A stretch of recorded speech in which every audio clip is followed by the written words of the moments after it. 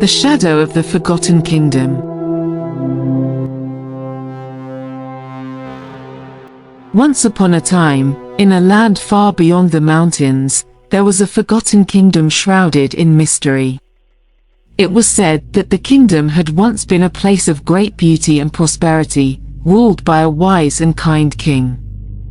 However, one fateful night, the entire kingdom vanished, leaving behind only whispers of its existence and the shadow of its past. The story begins with a young orphan boy named Aiden, who lived in a small village at the edge of a vast, uncharted forest. Aiden had grown up hearing tales of the Forgotten Kingdom, but like many, he believed them to be nothing more than stories meant to frighten children. However, on the eve of his 16th birthday, something strange happened. Aiden began to dream of the kingdom. Each night, the dreams became more vivid, showing him glimpses of a grand castle, empty streets, and a throne draped in shadow. These dreams stirred something deep within Aiden, a sense of longing and curiosity that he could not ignore. Driven by a force he could not understand, he decided to leave his village and venture into the forest to find the lost kingdom.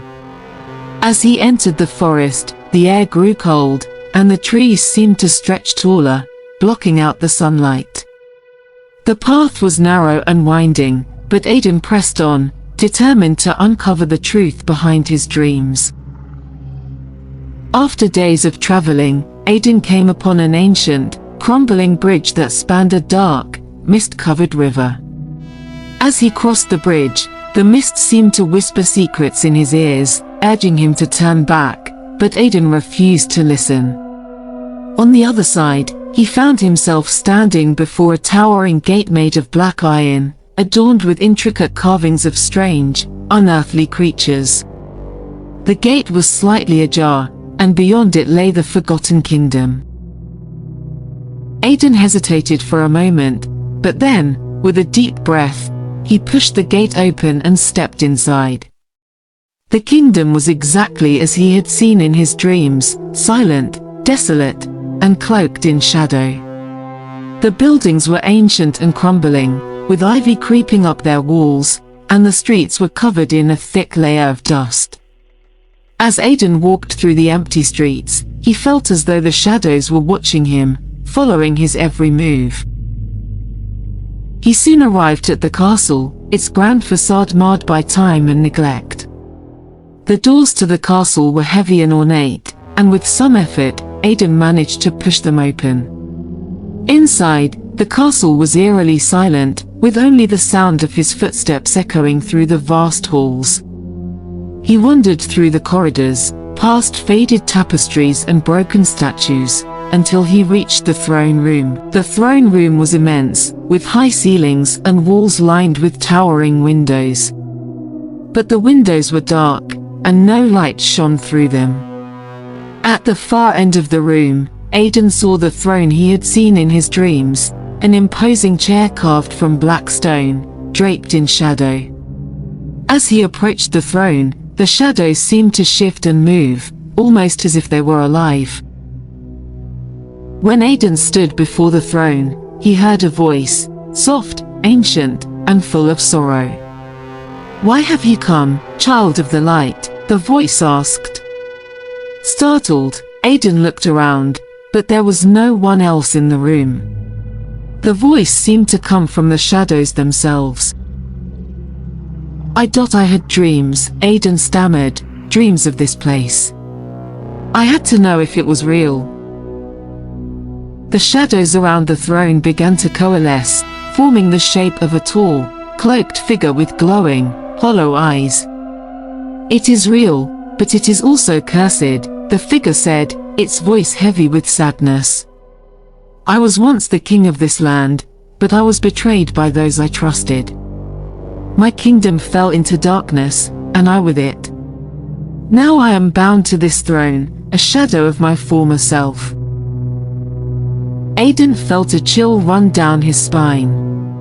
"Is there a way to break the curse?" he asked. The shadowed king's form flickered as if struggling to maintain its shape. There is, but it comes at a great cost. You must find the heart of the kingdom, a jewel hidden deep within the castle. But beware, the jewel is guarded by a creature born of the curse, a being of pure darkness. Determined to free the kingdom, Aiden agreed to find the heart. The Shadow King gave him a small, glowing shard of crystal. "This will guide you," the king said, "but it will also draw the darkness to you. Be swift, young one." Aiden took the shard and left the throne room, the weight of his task heavy on his shoulders. As he descended into the lower levels of the castle, the air grew colder, and the shadows deeper.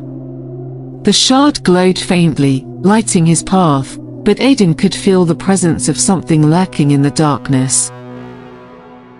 Finally, he reached a chamber deep beneath the castle, where the heart of the kingdom rested on a pedestal of black stone. The jewel was a brilliant crimson, pulsing with a life of its own. But as Aiden reached for it, the shadows around him surged, and the creature appeared, a massive, hulking figure of darkness, with eyes like burning coals. Aiden knew he had only moments to act. Clutching the shard tightly, he held it up, and the light from the crystal pierced the darkness, forcing the creature to recoil. With a burst of courage, Aiden grabbed the heart of the kingdom, and as he did, the creature let out a terrible scream, dissolving into the shadows. The moment Aiden touched the heart, the castle began to shake, and the shadows that had filled the kingdom started to recede. He raced back to the throne room, where the Shadowed King waited. The king's form was fading, but he smiled, a sad, grateful smile. "You have done it," the king whispered, "the curse is lifted, and the kingdom will be free once more. But you must leave now, before the castle crumbles." Aiden nodded and turned to leave, but as he did, the king's voice called out to him one last time. "Remember, young one, the light can always conquer the darkness, but the darkness never truly disappears. It lingers, waiting for the light to falter." With those words echoing in his mind, Aiden fled the castle. As he crossed the ancient bridge once more, the mist cleared, revealing a sky filled with the light of a new dawn. The Forgotten Kingdom was no longer a place of shadows, but a land reborn.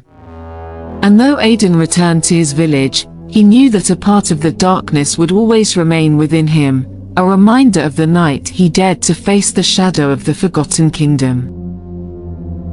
Subscribe for more interesting stories. Also like and share this video. Thank you.